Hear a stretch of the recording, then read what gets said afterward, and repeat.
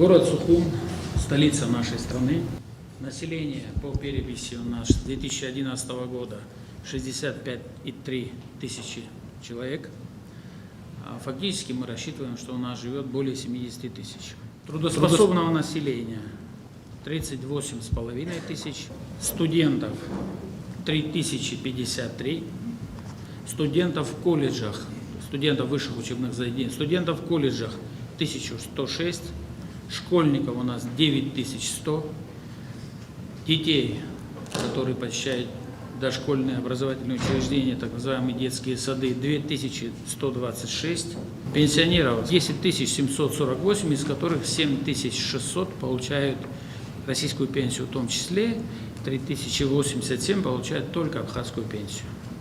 Юридических лиц зарегистрированных у нас больше 2000, но действующих 1269. Это те, которые постоянно действуют, сдают балансы и так далее, в которых трудятся. Это в этом году тоже уточненная цифра 10 337 человек. В прошлом году мы давали цифру без малого 9 тысяч. Здесь есть определенный рост или более четкий учет, контроль людей, которые трудятся и получают заработную плату. Индивидуальных предпринимателей у нас 3600 человек, в которых трудятся еще 1800 людей.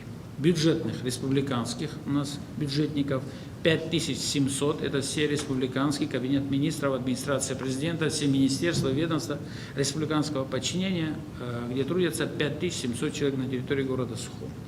Бюджетные служащие администрации города Сухум по факту 3193 и в муниципальных предприятиях 1218 человек.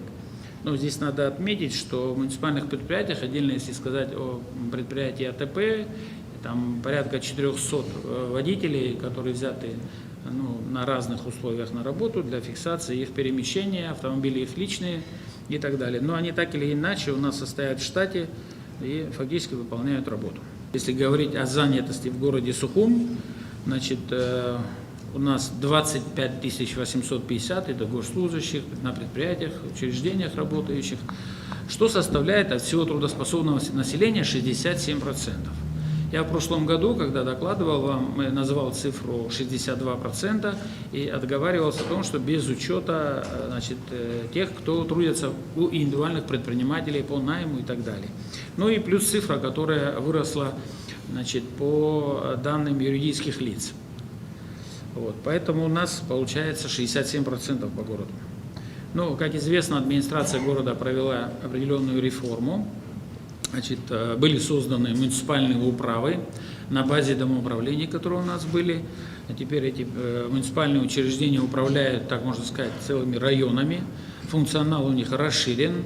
Их теперь касается все, что происходит у них в районах, не только домовых и придомовых территориях. Также созданы муниципальные профильные направления: здравоохранение, образование, культура, спорт.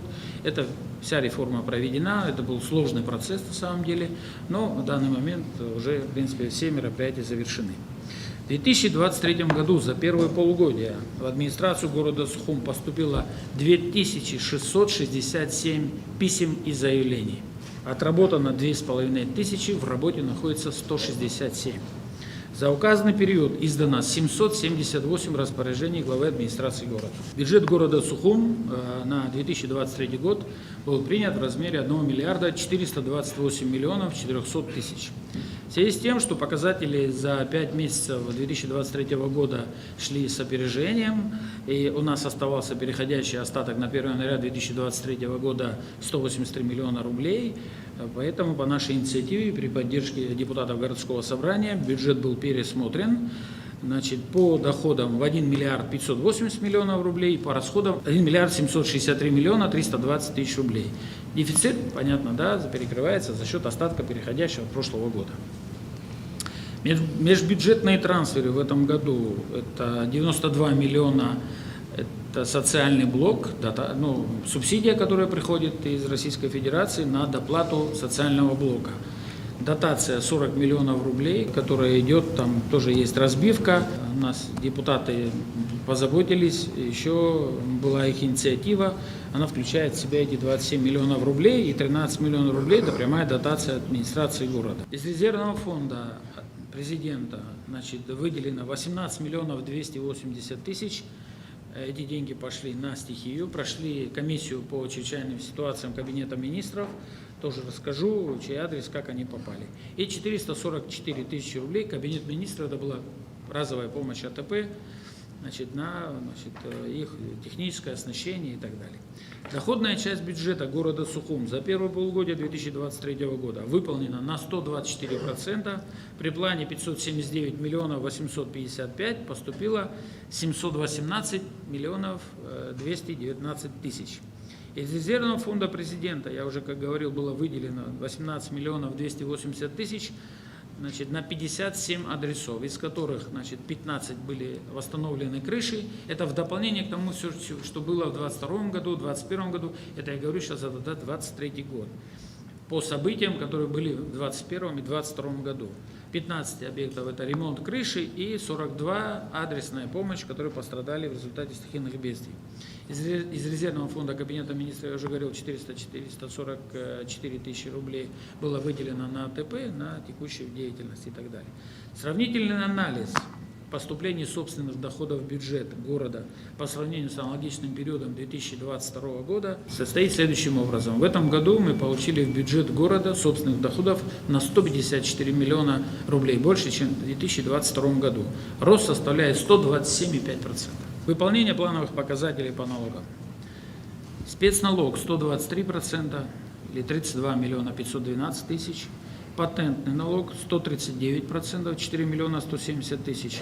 Налог на имущество 162%, 26 миллионов 641. Налог на прибыль 120%. Подоходный налог, тоже могу назвать цифру, 277 миллионов по налогу на прибыль. Подоходный налог 129%, 344 миллиона 38 тысяч. Земельный налог 146%, 13 миллионов 170. И акциз 87%, 16 миллионов 216 тысяч. Акциз, он, как правило, во втором полугодии превышает платежи более 100%. Это тенденция, она ежегодная, мы ее отслеживаем, все понятно. Общая сумма задолженности за все периоды, она в прошлом году составляла 564 миллиона. В этом году 540 миллионов, 24 миллиона из бывших долгов удалось нашей налоговой службе компенсировать. В постоянной работе мы с налоговой службой администрации города ведем работу по, значит, взиманию тех платежей, которые остаются долгами еще. Расходная часть бюджета за первое полугодие 2023 года составила 82,3%. При плане 947 миллионов рублей мы потратили 779 миллионов рублей. По-своему экономим, смотрим, отслеживаем. Это не потому, что у нас денег нет. Я уже сказал, что у нас деньги есть, они на счетах и так далее. Аппарат администрации 80% расходы были покрыты. Сухумское городское собрание 90%. Здравоохранение 75%, образование 88%, культура 83%, соцобеспечение 92%, управление финансов 71%, КРУ 62%, резервный фонд 85%. Это от полугодовых плановых цифр, мы называем, не годовых, разумеется. Да?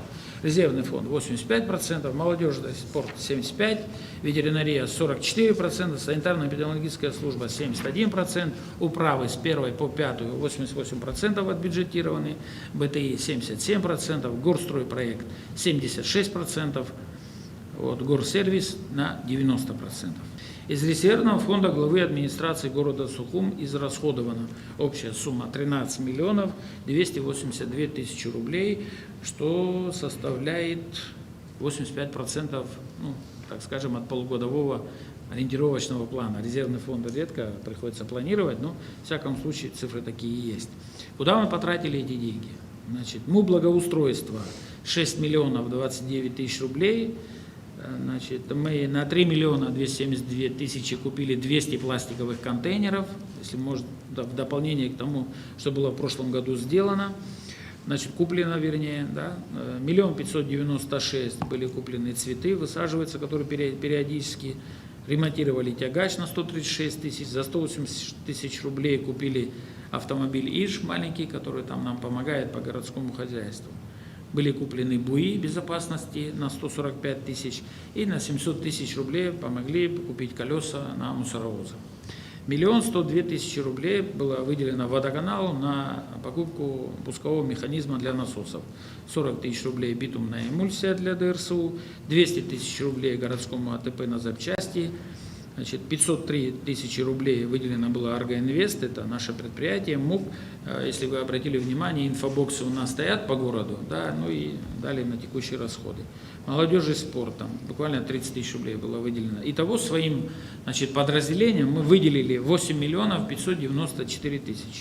Сторонним организациям из резервного фонда, кому было выделено, помощь оказана УВД за полгода 400 000 рублей, Союзу ветеранов, это ветеранов Отечественной войны 41-45 год, 260 000 рублей на 9 мая, это практика у нас, мы каждый раз это делаем. Благотворительный фонд «Надежда», помогаем добить, это последняя цифра по питомнику, у нас там содержится сейчас более 70 собак, вот, скорее всего, надо будет делать вторую очередь, мы видим, что эта мера, она не хватила, и будем там расширяться.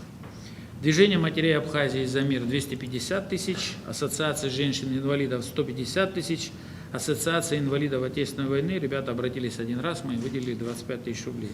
Футбольная команда «Динамо» 50 000 рублей, теннисный клуб «Родина» 20 000 рублей, ДОСАВ 20 000 рублей, филармония 30 000 рублей и детский ансамбль «Ашара» 60 000 рублей, поездку для выступлений. Итого сторонним организациям было выделено 725 000 рублей. Материальная помощь. Обращаются в администрацию города жители наши, кому тяжело, кто там сталкивается с разными сложностями. Была выделена сумма 3 962 000 рублей в 223 адреса. Итого, как я уже говорил, по резервному фонду было израсходовано 13 282 000 рублей. Немножко об экономических показателях, да? Если там будут вопросы, я готов ответить. Согласно индикативному плану, 2023 год у нас товарооборот по городу Сухум составляет 46 миллиардов рублей.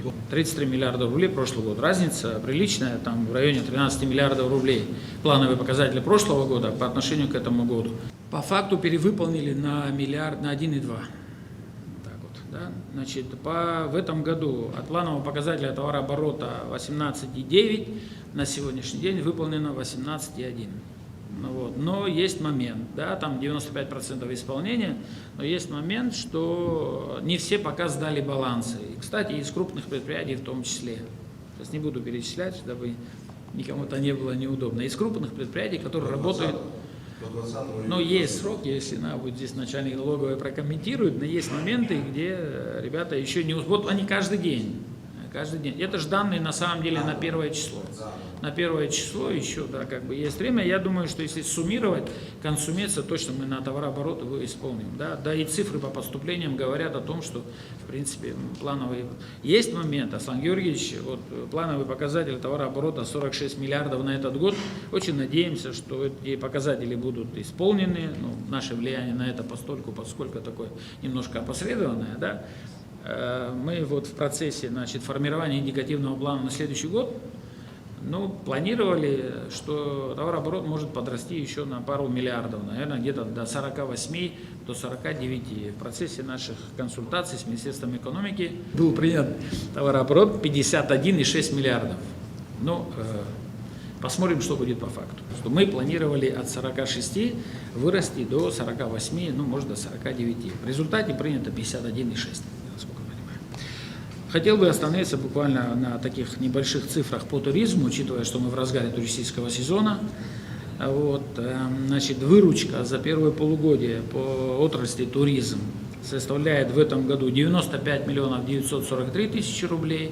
По сравнению с прошлым годом 88 628 000, рост 108%. Да. В городе Сухум 116 объектов и 3357 койко-мест. Я вам говорил, да. Ботанический сад, это основные наши ботанические сады, обезьяний питомник. Ботанический сад посетили в этом году 11 205 человек. К 2022 году есть отставание у них. В 2022 году посетило 12 989, там где-то более 1000 человек разница. И обезьяний питомник посетило 7401 человек, в прошлом году около 8500. Тоже в районе 1000 человек разница есть. Это по экскурсиям, по этим крупным, так скажем, нашим местам, куда приезжают наши туристы, посещают. Инвестиционная программа 2023-2025 года была принята. Значит, по городу Сухум утверждены, ну, мы во всяком случае, как считаем, 8 мероприятий, которые внутри могут подразумевать еще дополнительные мероприятия, но укрупненные это 8 мероприятий на сумму 1 миллиард 5 миллионов рублей. Что туда входит? Капитальный ремонт улицы Басария 102 миллиона 500 тысяч рублей, это первый этап. Значит, начало в 2025 году. Капитальный ремонт улицы Когония, начало 2023 год, сумма 98,9 миллионов рублей. Значит, капитальный ремонт улицы Воронова 29 миллионов рублей, 28,9, тут начало 2023 год. Благоустройство улицы Джонова, работы ведутся, 24,9 миллионов рублей, обустраиваются тротуары, выкладывается плитка. Благоустройство улицы Гулия, 26 миллионов 386 тысяч, тоже работы ведутся, визуально можно посмотреть. Значит, благоустройство улицы Абазинская, тоже 2023 год, сумма 35 миллионов 492, это обустройство тротуарной зоны. Эти улицы были отремонтированы за счет средств инвестиционной программы 2022. И, значит, управление капитального строительства мы совместно попросили, чтобы эти мероприятия попали в мероприятие 23-25, поэтому они там оказались. Да? Предусмотрена еще эта инвестиционная программа строительства детской больницы, значит, на сумму 651 миллион 965 тысяч, начало 2024 год. Такие планы. Модернизация подстанции Сухум, Сухум-1, 35 миллионов 998 тысяч, работы ведутся, ну, там больше занимается Черноморэнерго, и мы в информативном плане держим, когда они закончат, нам дадут знать. Значит, на территории города Сухум реализуется ряд, значит, таких проектов, перечислю. Гостиница «Ривьера» по улице Акиртава, объем инвестиций 300 миллионов рублей, готовность 99%.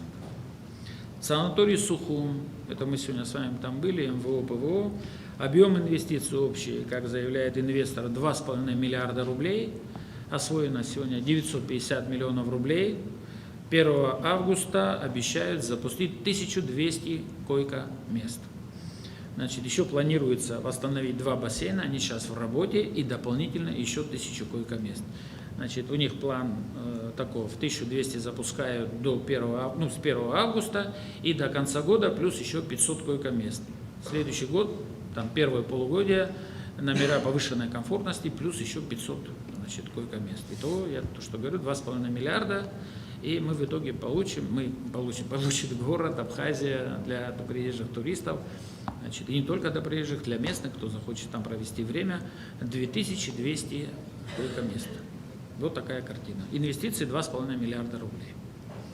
Гостиница Гранд Отель, улица Читанава, объект завершен, запущен, работает он к концу прошлого года, ну и сегодня он уже функционирует. Вот. Торговый центр Красный мост, там объем инвестиций порядка 500 миллионов рублей, готовность более 50%, но сейчас стройка стоит, там с инвестором есть вопросы у ребят, там, может, это связано с специальной военной операцией, не будем уточнять, наверное, да. Еще.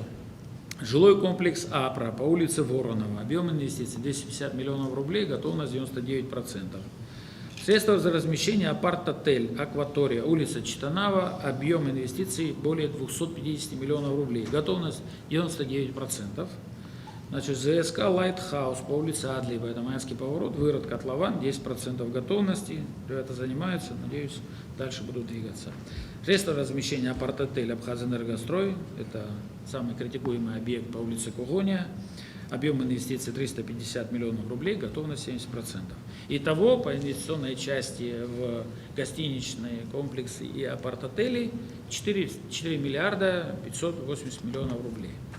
Руслан Георгиевич, если разрешите, маленькую здесь паузу выдержу, хочу какую-то картину дать.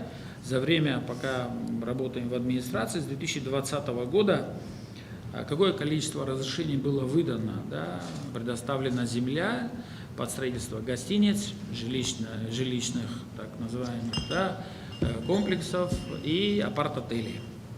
Всего это порядка 20, из которых многоквартирных жилых домов 6, апарт-отелей 5 и все остальные гостиницы. Вот. Теперь, какова тенденция, да, у всей этой истории? Ну вот пару объектов, они были как ЖСК, в смысле, да, они попросились уже перевестись на уровень апарт-отеля. Чем мы руководствуемся, да, вот вдруг глава администрации подписывает распоряжение, он уже рассказал, какое количество распоряжений, давая разрешение на апарт-отель. Есть постановление Кабинета министров 2019 года, августа месяца, где прописано, как, куда относятся и как стандартизируется апарт-отель, гостиничный номер в нем или апартаменты в нем в средстве размещения апарт-отеля. Все это прописано и стандартизировано. Во всяком случае, решением Кабинета министров отведена роль госстандарту сертифицировать данные помещения и присваивать им определенный стандарт в виде сертификата. Когда завершится тот или иной объект, гостиница или апарт-отель, заявитель пока отсертифицирует, так как требует это постановление Кабинета министров. После этого мы ведем в эксплуатацию. Если он будет подходить по стандартам апарт-отеля, где будет включать в себя и гостиничные номера, и апартаменты, он получит уже на стадии завершения, ну не стадии, на момент ввода в эксплуатацию, уже окончательный документ. Жилищный кодекс 1982 года, который действует в Абхазии сегодня, да, с поправками в разных годах, он предусматривает, и в то время предусматривал перевод из жилых помещений в нежилые, и из нежилых помещений в жилые. Еще до нас, до того, пока мы приступили к работе, такой регламент работы, положения по этой комиссии, он существовал. Мы, учитывая, что пошла тенденция обращения граждан, перевод пока было до того, пока вообще появились вопросы про апарт-отели, очень много было обращений перевода из жилое в нежилое. Значит, за все время мы там провели пару комиссий, мы дали только одно разрешение, а было порядка там 30 или даже больше заявлений. Ну, мы уследили тенденцию такую, что люди хотят для того, чтобы продать и гражданину Абхазии, перевести его пока в нежилой фонд, там, под видом офиса или мини-гостиницы, хотя при этом не проведя никакие проектные работы, строительные работы и так далее. Потом мы это дело на этом уровне пресекли, мы дали всего одно решение, где человек изначально заявлялся дома, потом самострой офиса и так далее. Вот. Какова тенденция может быть в обратном порядке? Сейчас мы думаем над этим. Пока таких заявлений нет, но такие риски есть. Если кто-то приобретет апартаменты в апарт-отеле, учитывая, что в постановлении правительства прописано вообще, как можно назвать апарт-отель и как его сертифицировать, не апарт-отель, а апартамент, да? Он, кстати, подходит под жилищные условия. Там есть кухня, там есть санузлы, там есть спальные комнаты и так далее. Есть риски того, что если собственник апартаментов обратится в администрацию Сухума, без разницы какой, и мы вынуждены будем рассматривать этот вопрос. Да, конечно, мы предусмотрели даже такую формулировку в своем положении слова «целесообразность», но от целесообразности до судебного решения путь очень короткий на самом деле. Целесообразность для администрации города может по-разному трактоваться, да, но если вдруг не понравится заявителю наш ответ или наш отказ, допустим, да, чтобы он смог перевести нежилое коммерческое помещение в жилое, то нам предстоит, наверное, перспектива судебного разбирательства. Такие риски сегодня есть. То, что сегодня обсуждается по поводу законопроекта о регулировании вопросов апартаментов, мы, конечно, считаем, я, во всяком случае, со своей командой считаем, что он крайне необходим, и там заложены серьезные ограничения для того, чтобы мы, применяя данное законодательство, значит, и данное постановление правительства, могли эту работу систематизировать. Да? Ни в коем случае здесь не могу применить слово, что кто-то земли продает или там родину продает или что-то еще, потому что на самом деле это у администрации городов и районов земель-то не осталось, даже что если кто-то придет такой, который что-то захочет продать. Все давно уже распределено, оно находится в аренде или выкуплено, опять же, в первую очередь, нашими местными гражданами, да, кого они находят в партнерах или какую судьбу они себе дальше хотят в этом плане, да, там, развивать тот или иной бизнес, это, как говорится, их право выбора. Вот. Поэтому в этом законопроекте об апарт-отелях предусмотрено ряд ограничений. Вот. Но мы хотели бы еще на что обратить внимание, учитывая, что Лашнук Зарович вы здесь, учитывая, что миграционное законодательство, можно было бы немножко его подкорректировать, у нас есть такое предложение. Для владельцев апартаментов исключить возможность регистрации в жилом фонде. значит, тот, кто приехал в апартаменты, владелец или член семьи, кто бы он ни был, для обязать управляющей компании, которая будет управлять этими апарт-отелями, да они уже есть сегодня, да, их просто на законодательном уровне это надо сделать, завести книгу учета регистрации посещений, но исключить их возможность регистрации в жилом фонде. Это не даст возможность, помимо прямого запрета владельцев апартаментов получить абхазское гражданство, но и также не даст возможность создавать историю его регистрации для того, чтобы выбрать более долгий путь к гражданству Республики Абхазия. Что касается количества, допустим, по городу Сухум 5000 апартаментов, мы понимаем, что это приблизительно 200-250 тысяч квадратных метров. И для сравнения, да, новый район у нас 500 000 квадратных метров. Так, если визуально человек просто на слух кому-то режет, то вот считать можно, что это приблизительно по квадратным метрам половина нового района. Вообще на Сухум и на Сухумский район, если брать в разрезе того предложения, которое было сделано в качестве законопроекта. И что касается платежей, город Сухум попадает под сетку 1500 рублей. И мы посчитали, что это квадратные метры приблизительно за один апартамент от 20 до 50. В среднем это, я уже говорил, порядка 200-250. Размер оплаты будет в бюджет более 300 миллионов, где-то 350 миллионов рублей, которые можно будет ежегодно направлять на создание условий для нуждающихся в жилье. Сегодня 2700 человек стоит в очереди, а еще люди, которые не стоят в очереди, просто занимают дома ветхие, которые просто по тем или иным причинам еще не пришли в администрацию. Поэтому вопрос жилья стоит остро, да, не только по очереди, да, посмотреть молодые семьи, многие себя найти не могут. Если поднять вот эти заявления по помощи, да, 3 миллиона, о которых я говорил, 3 900 000, 50% это люди просят заплатить за жилье, потому что молодые семьи или те, кто приехали, уже как-то так обосновались в городе Сухум, работают, им жить негде. Поэтому это было бы хорошим подспорьем для того, чтобы мы смогли организовать вот такую жилищную программу. Здравоохранение. Бюджет здравоохранения в прошлом году был в размере 210 980 000 рублей. В этом году 223 миллиона. Увеличили на 22,6 миллионов рублей.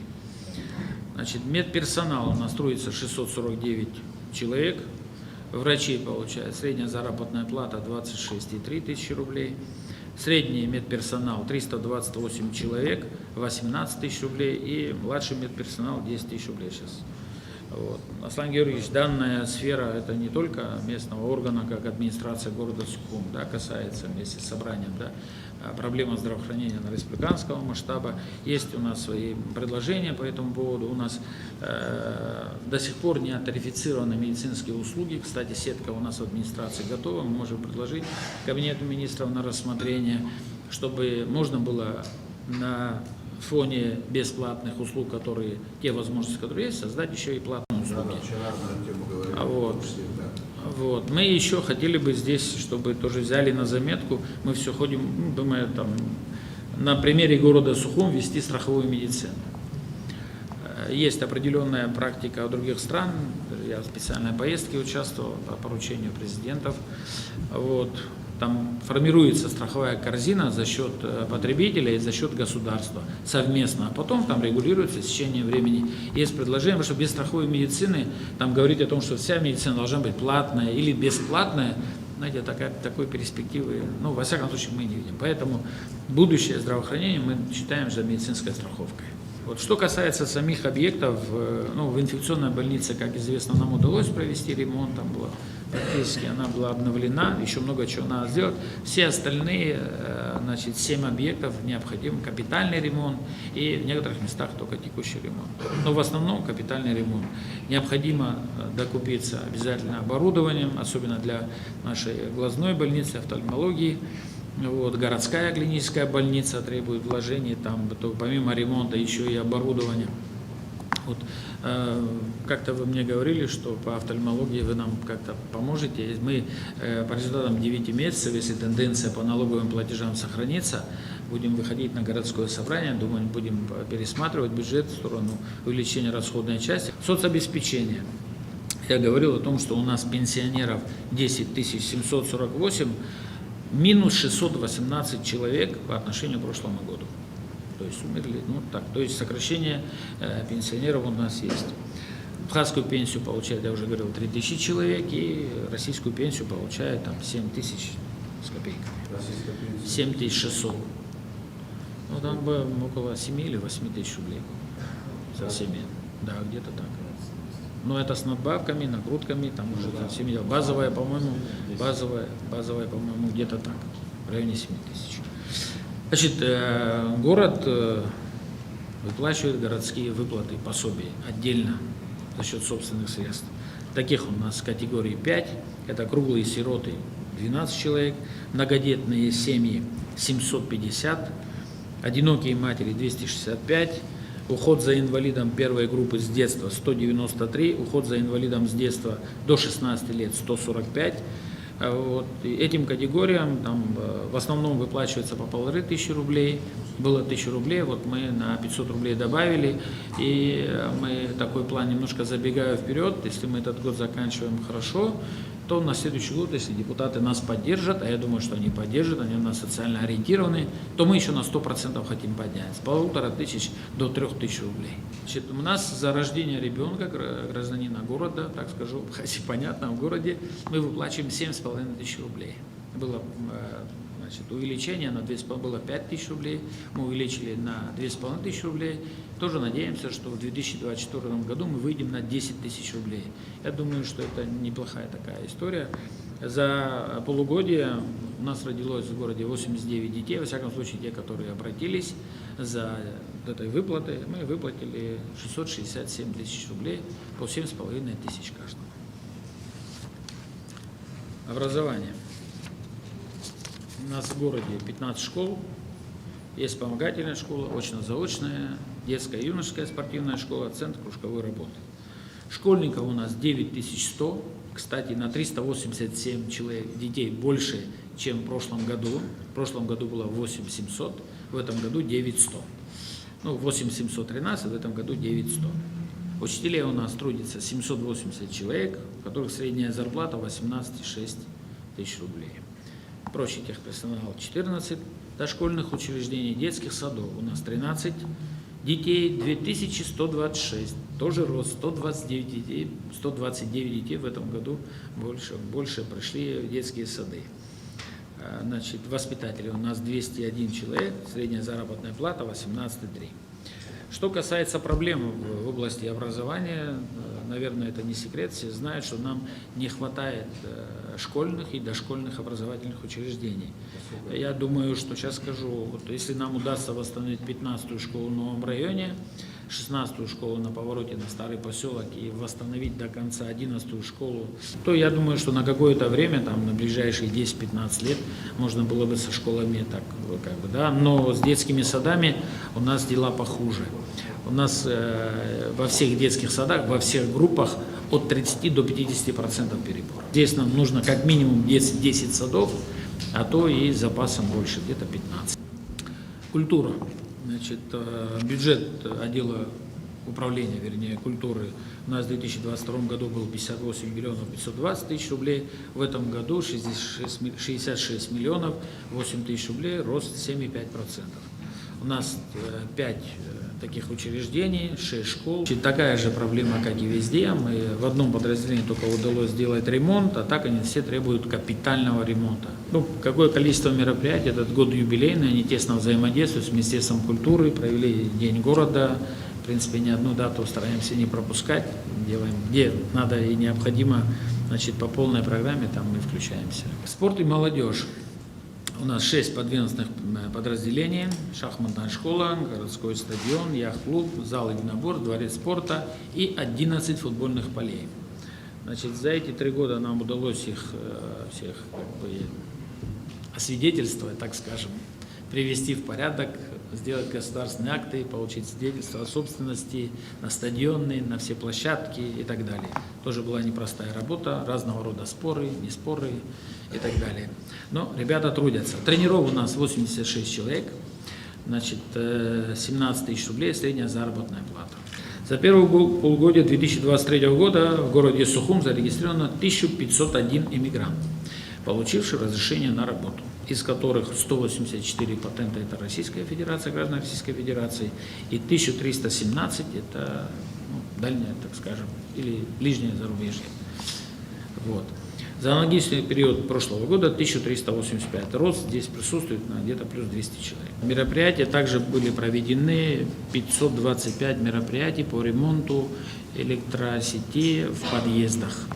Что касается финансирования благоустройства, совсем в недавнее время мы вырыли еще один котлован в Гулиевском районе на базе полигон, пока еще, который не введен в эксплуатацию, нам пока не передан, но ввиду обстоятельств, с которыми мы сталкиваемся по свалке в новом районе, наверное, тоже вы знаете, я вам говорил, когда было возгорание, пожар и так далее, уже, возгорание было не само по себе, скорее всего, это был поджог. Мы понимаем, что дальше уже тянуть некуда, и по договоренности с управлением капитального строительства мы вместе приняли такое решение, что рядом с тем котлованом на полигоне в Гулиевском районе мы собственными силами вырыли еще один котлован. Потратили 3,7 миллионов рублей. За время работы, как по вашему поручению был организован оперативный штаб, было проведено 18 заседаний. Сейчас коротко скажу, проверено там порядка 2000 квартир, 1500 домовладений, огромное количество подвалов, порядка 700. Отключили от сетей 1856 единиц машинок, майнинг оборудования. Всего за время проведения отключены также от трехфазного питания 56 адресов. Для справки, количество абонентов потребления у нас по городу Сухому 26 650 это частные абоненты, 1600 индивидуальные предприниматели, 300 юридические лица. Количество абонентов до военного периода составляло 38 тысяч, сейчас у нас 28 500. За отчетный период всем абонентам по городу Сухум начислено 308 миллионов 570 тысяч рублей. Юридическим лицам начислено было 77,4 миллиона рублей, физическим лицам 231 миллион рублей. Оплата за 6 месяцев составила 105 миллионов рублей, если брать разрез 2022 года 47,5, то есть 35% за полугодие. Какова тенденция? Первое полугодие все-таки люди все равно пока зарабатывают деньги, откладывают немножко на потом, на вторую часть полугодия, но июнь дал о себе знать. В июне общая собираемость составила 61%, 99% юридические лица, 42% физические лица. Это за июнь. То есть тенденция, она идет к выравниванию. Это есть. И вот июнь такой показатель. В городе Сухом установлено новых приборов учета контроля расхода электроэнергии 9200. Половина уже установлена в этом году, половина в прошлом. И до конца года будет установлено порядка 2000 еще. Что касается потребления по городу Сухом. В 2021 году за первое полугодие вы нам такую задачу ставили. Потребление за 6 месяцев составляло 348 миллионов 277 тысяч киловатт-часов. За 2022 год 341 миллион 444. В этом году 271 миллион 999. Обсуждаемый период сейчас, он на 22% меньше потребил от 2021 года, и на 11% потребили мы меньше, чем 2022 год. За первое полугодие по городу Сухом было зарегистрировано 103 преступления уголовного характера, раскрыто 97 или 94,2%. Из общего количества зарегистрированных преступлений тяжких 47, раскрыто 43 или 91,5%. За аналогичный период прошлого года всего было зарегистрировано 124, то есть 103 в этом году, в прошлом году 124. Преступлений раскрыто 119 или 96%. Анализ показывает, что количество преступлений уголовного характера, совершенных в 2023 году, меньше на 21 преступление, чем совершенных в 2022 году. Ежедневная работа по оперативно-профилактическим мероприятиям положительно сказалась на выявлении фактов незаконного оборота наркотиков. 41 выявлен факт, против 32 в 2022 году, 8 выявленных фактов незаконного хранения оружия и боеприпасов, против 32 в 2022 году, то есть 8 представительств.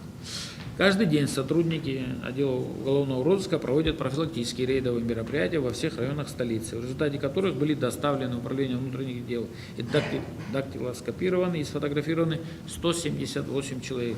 В результате указанных мероприятий 127 лиц были доставлены в наркологический диспансер за употребление наркотических средств. 35 лиц решением суда были подвергнуты административному наказанию в виде ареста от 15 до 30 суток, 47 человек оштрафованы и у 3 отсрочка, 41 был ответ отрицательный. Ежедневно ведется работа по задержанию преступников, скрывающихся от суда и следствия. В отчетный период объявлено в розыск 5 человек, установлено и задержано 4, в настоящее время остаются в розыске всего 47 человек. С началом летнего курортного сезона с целью предупреждения и пресечения преступлений против лиц, пребывающих на отдых, столичная милиция усилила проведение комплексных профилактических мероприятий, направленных на предупреждение и пресечение преступлений в отношении указанной категории лиц. Для решения данной задачи Управление внутренних дел разработало и задействовало с мая месяца специальную дислокацию сил и средств. Согласно плана, патрулируется как пешими группами патрулей, так и автопатрульными группами набережная Диаскуров, Махаджиров, пляжные зоны МВО, Синоп, Киласур, Турбаза, центр города, железнодорожный вокзал. Теперь по линии ГАИ. За первое полугодие 2023 года сотрудниками ГАИ УВД города Сухум зарегистрировано 8 ДТП. Из них возбуждено 8 уголовных дел, со смертельным исходом 1, при котором погиб 1 человек. Получили ранения тоже 1 человек. За аналогичный период прошлого года зарегистрировано тоже 8 ДТП, погибли 4 человека, получили ранения 5 человек. Оштрафовано за нарушение правил дорожного движения на сумму 5 707 150 рублей, оштрафовано через судебных исполнителей на сумму 886 400. В 2022 году всего на 42 тысячи рублей. То есть в этом году тенденция существенная. Всего по линии ГАИ поступило 7 378 700, в 2022 году 5 812. То есть здесь тоже тенденция видна. Управлением в нетрезвом состоянии лишено прав вождения 305 человек, в прошлом году 213. В этом году вообще на строительный бюджет было рассчитан на 100 миллионов рублей. И когда пересматривали бюджет по результатам 5 месяцев, и я уже говорил о том, что было каждый месяц превышение, поэтому мы прошлогодние деньги перенесли на этот год.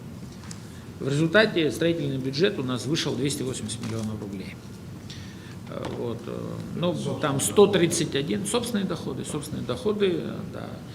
И, значит, у нас запланировано в этом году 131 мероприятие, вот, из которых мы на сегодняшний день 102 уже выполнены, 15 ведутся работы, и еще есть такие, которые не начали, да, это улица Ардзенба от улицы Агумава до улицы Титова и улицу 30 сентября в Новом районе. Это те, которые пока совсем не приступили.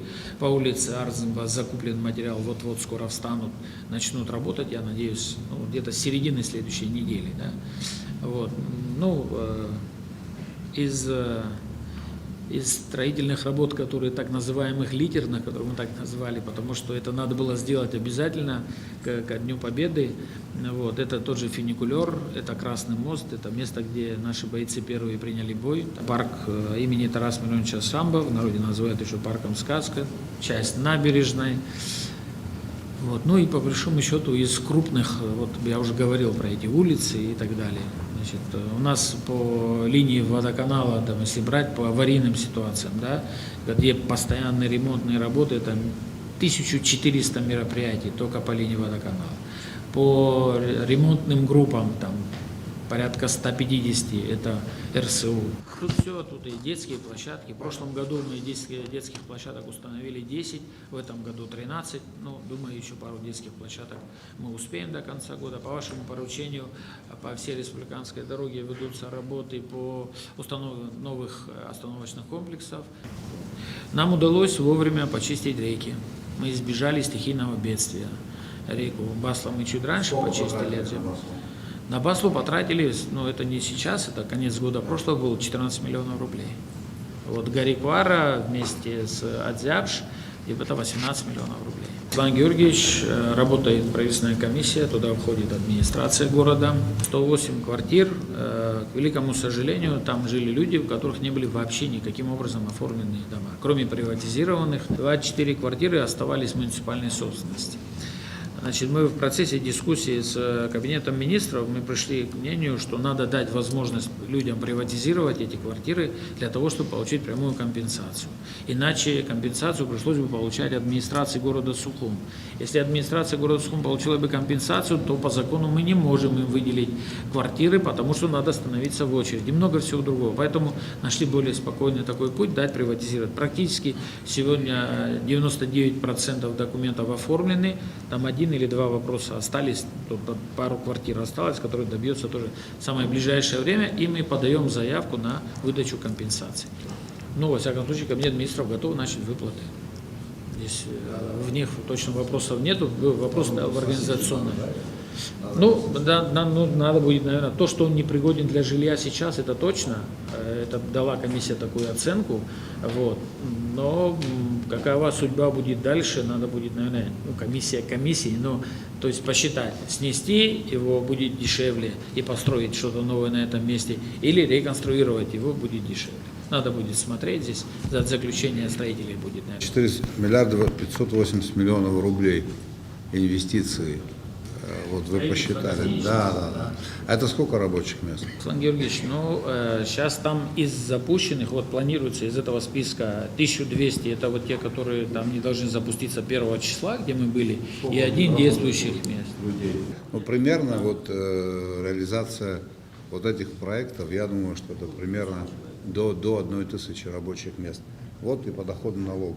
При заработной плате там 30 тысяч. И откуда это все? В случае реализации всех вот этих проектов инвестиционных, он же перечислил не только в этой гостинице, и в других. На 4,5 миллиардов рублей сейчас разная степень готовности разных объектов. Около 1000 рабочих мест. Средняя зарплата там, наверное, будет 1030. Вот вам подоходный налог, каким образом формируется. Если я вас правильно понял, повышение налоговых поступлений. А. Это прежде всего администрирование, качество. Б.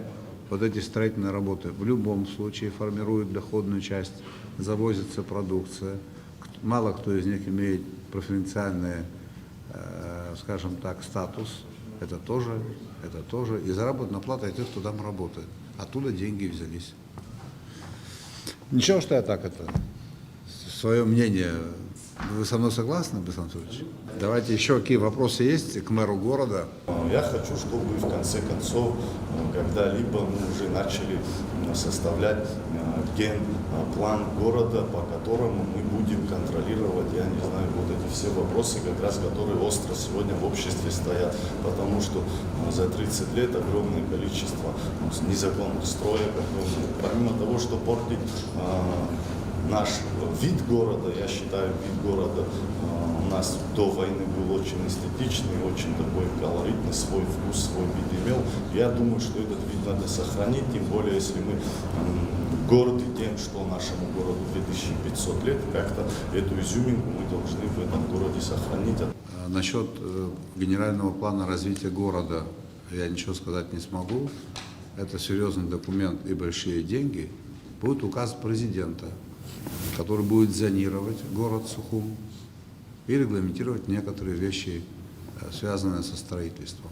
Такой документ готовится. Вы внимание обращаете на новом районе, детские площадки, и подвалы, и дороги, пятачок делается, потом еще парк делается. Спасибо, хотелось выразить вам от жителей нового района. И еще, пользуясь случаем, вот здесь я хотел бы к вам обратиться, потому что ко мне часто обращаются, я всегда к президенту хожу, к примеру, они мне всегда помогают. Более того, то же самое проявляете вы, Ислам Федорович, и у нас одна просьба из нового района, где начальник милиции, там на новом районе, где отдел, есть дорога, туда заезжает скорая помощь, дорога поломана, и плюс еще паспортный столб, и плюс еще там же на месте присутствует отдел. Я считаю, что это наше лицо. Помогите, пожалуйста. Вы нам обещали до 30 сентября это сделать. Я передал просьбу жителей нового района. Огромное спасибо, Аслан Юрьевич, Беслан Федорович. Авто это вообще другой человек, это вообще даже не является постоянно, который рядом с нами находится. Действительно, мы видим, что происходит в городе, какие позитивные изменения. Отдельная благодарность и за Красный мост. Вопрос один. Я помню, мы обсуждали этот вопрос на совещании в администрации президента по итогам первого квартала по приборам учета. Дело в том, что парламент участвовал в процедуре выделения дополнительных средств на установку приборов учета. Вот вы сказали 9200 по городу Сухум. Это общее количество установленных в принципе. Новых счетчиков? Почти 5000 в этом году установлено из 9200, там без малого, как мне сказали, Черноморэнерго, вот сегодня утром обновлял. Вот. И до конца года еще будет в городе Сухум еще пару тысяч установлено. В общей сложности до 7000 будет в этом году примерно установлено. В этом году до 7000, может быть, это они там, как бы всегда занижают цифру, а потом по итогу больше получается. Но в целом должно быть порядка 11 тысяч. За прошлый, нам сейчас в этом году или конец прошлого года, нам главное по факту, в 2014 году я как-то курировал, был руководителем энергетической комиссии в республике, да. У нас было по городу Сухум работающих 11 тысяч счетчиков, даже без малого 12 тысяч. Вот. Поэтому мы хотя бы к этим цифрам. У нас всего абонентов, я уже говорил, 28,5 тысяч. Вот какое количество счетчиков нам нужно. Понятно, что столько денег нет, и собираемость будет другая, и процент будет другой, и экономия будет, потому что люди начали считать деньги. Когда ты за этот продукт даешь, хотя бы, да, скажем, близкую к установленному, там, допустим, экономически обоснованному тарифу даешь цену, то люди начинают считать деньги. В рамках отчета сложилась картина, полная картина. Я вырос в семье педагогов, и оценочное суждение выношу следующим образом. Сравнительный анализ, как было в прошлом году, как было в позапрошлом году, ранее. Если есть динамика, это говорит о том, что те, кто занимается управленческой деятельностью, они добросовестно подходят к своей работе. Хотел бы поприветствовать депутатов Народного собрания, депутатов городского собрания. Все-таки 30 лет Победы, праздничное настроение. И Беслан Федорович не потому, что этого не знает, а чтобы не омрачать праздник, не все проблемы оцифровал. Вот когда все проблемы будут оцифрованы, тогда будет понятно, много денег в бюджете города или Абхазии или нет. Ну, например, есть у нас проблема нехваток садиков. Есть? Есть. Во что это обходится? Больше миллиарда? Наверное, да?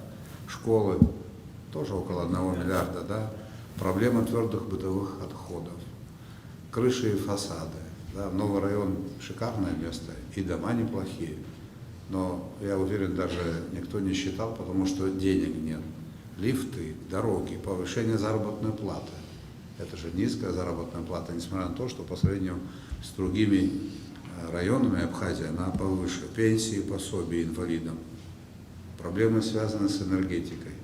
Речь идет о десятках миллиардов рублей, не об одном десятке. Мы можем об этом не говорить, мы можем все заморозить и медленно, медленно вот идти такими шагами вперед. Конечно, у нас есть потенциал. Потенциал – это еще не значит, что он работает на население. Он может остаться неиспользованным. Я тут никакую дискуссию устраивать не собираюсь. Я знаю, что присутствующие, вне всякого сомнения, хотят, чтобы было хорошо, чтобы было лучше. Вот когда мы начинаем определять подходы, что для этого надо сделать, чтобы было лучше, чтобы наша экономика, экономический суверенитет, чтобы у нас был. Я могу быть предельно откровенным или как бы комплиментами ограничиться? Мы должны понимать, являемся независимым государством. Прежде всего, независимость нужно наполнить экономическим содержанием. Понятно, что наша страна туристическая. Вот здесь депутаты говорили о том, что вот кто-то строит гостиницы. Так, конечно, строят гостиницы, и это хорошо. Но у нас гостиниц должно быть в 20, в 30, в 40 раз больше. И финансовая модель сегодня выгодна, когда часть гостиницы Никто не собирается никому давать право строить апарт-отели. Хотя сейчас это происходит не отрегулировано, чтобы там не было гостиничных номеров. Обычно соотношение делают 50 на 50. 50% гостиницы он быстро окупил, продав эти апартаменты. Мы получили свои деньги, и он освободился от всех преференций, потому что вложил много денег. Прибыль показал, и пошло, и поехало. И это связано с развитием аэропорта, с возможностью газификации. Я не буду спорить, потому что не вижу в этом смысла, потому что понимаю, что здесь сидят ответственные люди. Могут быть какие-то проблемы, если неправильно эти вопросы, в том числе вопросы развития именно вот такого вида туриндустрии, апарт-отелей. Могут быть проблемы, если мы не подготовимся? Могут быть. Но мы же говорим, давайте посмотрим, какие, и поставим им препон. Еще раз просил бы присутствующих не обобщать. Наши государственные институты нуждаются в том, чтобы качество их работы улучшалось. И очень важно, чтобы государственные служащие имели достаточно высокий уровень доходов, чтобы они не смотрели на карман к посетителям. И это опять упирается в возможности нашей экономики. Когда я говорю о том, что мы должны посмотреть по сторонам, что у нас делается на сопредельных территориях, я не имею в виду перенять отрицательный опыт. Абсолютно нет. Слава Богу, кто-то уже сделал так, как не надо. У нас есть возможность посмотреть и узнать, потратили кучу денег, получилось не так, как хотели. Мы должны сделать с учетом чужого опыта. Есть такая поговорка: умно учиться на чужих ошибках. Мы же заявляемся здесь как очень умные. Но если мы такие умные, в чем я не сомневаюсь, мы, наверное, должны быть немножко побогаче в целом государстве. В целом тенденции положительные. Еще раз за это хочу поблагодарить. Я не хочу, чтобы вопросы, которые не должны быть политизированы, переводились в эту плоскость. В этом ничего хорошего нет. И мое глубокое убеждение, знаете, в чем еще состоит? Государство – регулятор, и экономика управляет политикой. Не наоборот. Политика какое-то время может управлять экономикой, командовать, потом народ от этого всего устает и говорит политикам: до свидания, мы хотим жить, мы хотим развиваться, нам нужно жить сейчас, а не через 30, 40 и 50 лет. Как это мне представляется, наш пассионарный, энергичный народ Абхазии к этому подошел. Поэтому решения, подходы другие в области развития экономики. Вот нас финансовая система наша не вытягивает. Но за 20% взять кредит в долгу и построить предприятие – невозможная история. Вот сейчас в рамках одного совещания, это невозможно, конечно, но банкиры, не банкиры, а представители Национального банка могут объяснить, почему так, почему у нас нет дешевых денег. И как сделать так, чтобы дешевые деньги были. Но когда свободные остатки в банках будет больше свободных остатков, да, ежесуточно на остатках остаются большие деньги, а банк, как известно, занимается тем, что он продает эти деньги, ставка начнет падать, а оживление экономики должно быть. Идем дальше. Работаем, меньше разговоров, меньше политиканства и больше работы. Желаю вам всем успехов. Не совсем.